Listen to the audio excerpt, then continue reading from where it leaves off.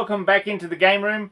Thanks for checking out this video. We are having a look at my favourite Xbox games in my collection. So in case you haven't seen the other ones, we're taking kind of a deep dive into favourites of my collection. So going from system to system, trying to pick out my favourite games or what I think are the best games that we have here in the game room physically.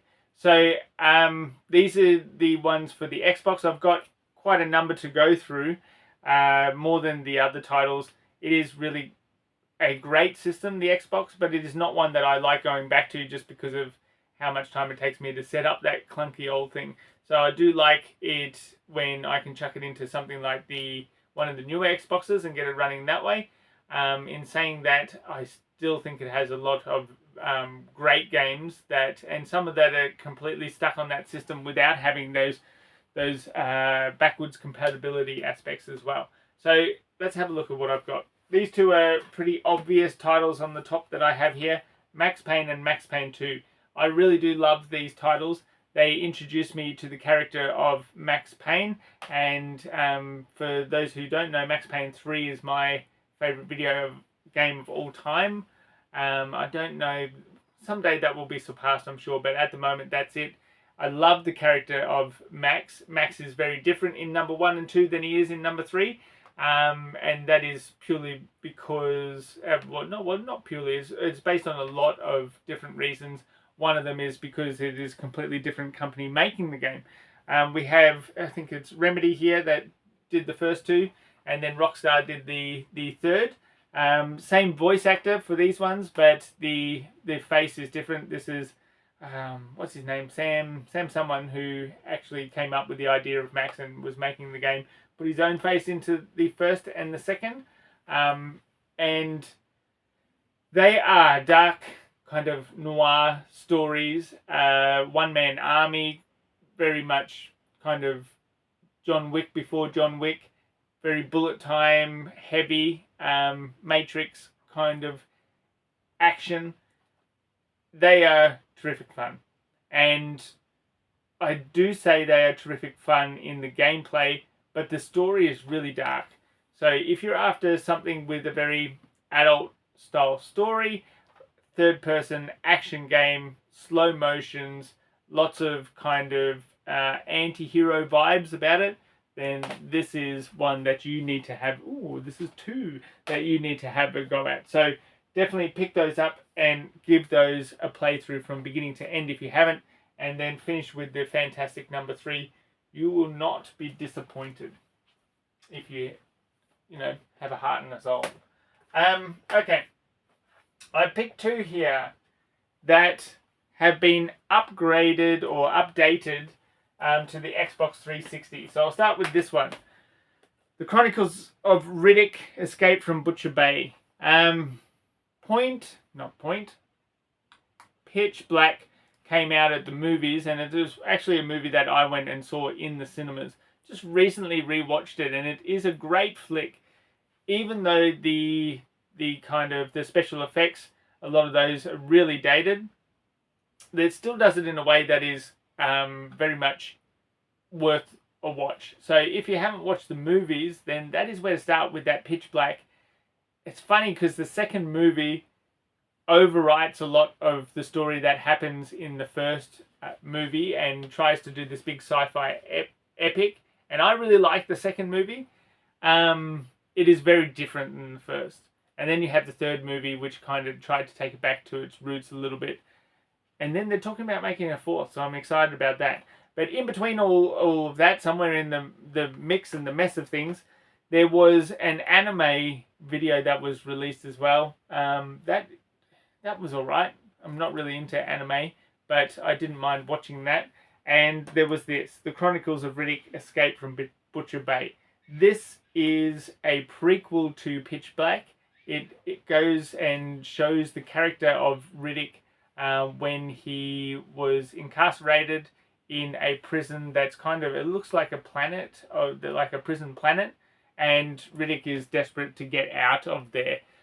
So he's doing everything he can to escape, and kind of it really causes the prison more trouble than it's worth to hold Riddick in, is that kind of character that's not going to stay put and not going to be trapped in there for very long.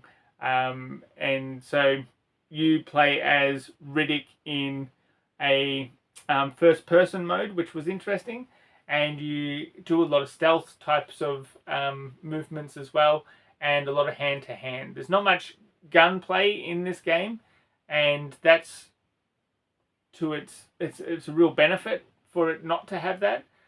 This is done by the terrific Starbreeze. Well, I say terrific at the time. I really enjoyed this.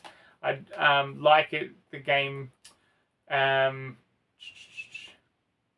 The Darkness was really good as well. There is a lot to love about this game.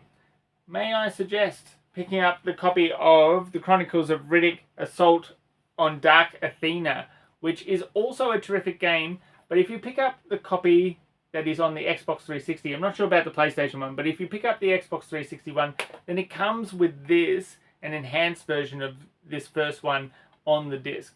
So that's why I've kind of put it aside, because this is better. This is the package that you want. This is a great game. This is a great game. Put together on this disc, that's what you want. So grab yourself a copy of that. The last one for the original Xbox, and I don't have a copy for the original Xbox, is Doom 3. Doom 3 and its expansion pack on the Xbox, you could buy them as separate discs. So they were, even though one followed the other, you had Doom 3, and then I think it was Resurrection of Evil was the DLC that ended up getting its own release on the Xbox. They are so good. I loved those games when I first had my Xbox. They were just exactly what I was after.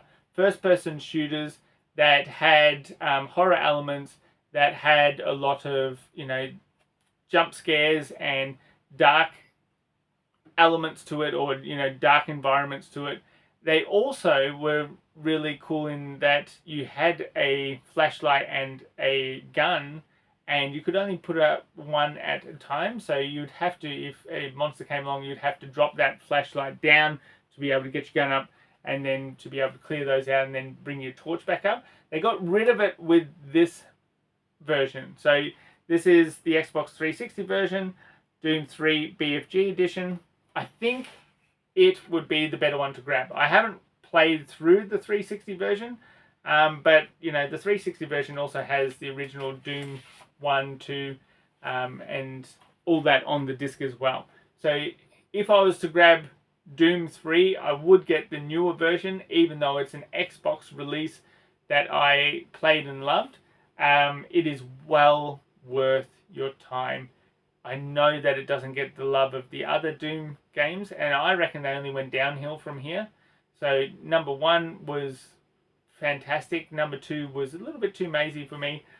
Number 3 was just so good, and then I don't really think the newer ones have ever quite got back there. So there we are. Anyway, here they are. Here they are again. So Max Payne 1 and 2.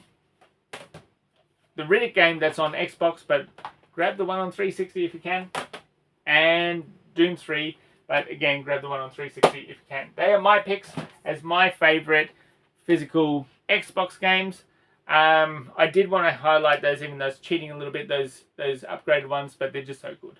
So thanks for watching another one of these videos, and please give the next one a click when it comes out. But also, I'd love to hear about your favourite Xbox original titles, and maybe the ones that you have, not just your favourites, but like the ones that you have in your collection. If you have a video to put out, please tag me in. I'd love to see it. And until next time, maybe have a look around and see if you like one of the other videos. This is the Game Room, and thank you for watching.